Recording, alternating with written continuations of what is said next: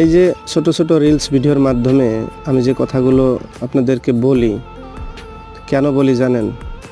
একটি হাদিসের কথা মনে করে আল্লাহর রসুল সাল্লাল্লাহু আলাইহি সাল্লাম আবু দাউদ শরীফের একটি হাদিসের মধ্যে বলেছেন, যদি তোমার কথার দ্বারা একটি মানুষও হেদায়েত হয় তাহলে সেটা হবে তোমার জন্য এক পা লাল উটের চেয়েও উত্তম। তো লাল উট সম্পর্কে যদি আপনারা না জানেন তাহলে অবশ্যই জেনে নেবেন যে একটা লাল উটের কত মর্যাদা ছিল আল্লাহ রসুলের দিনের সময়।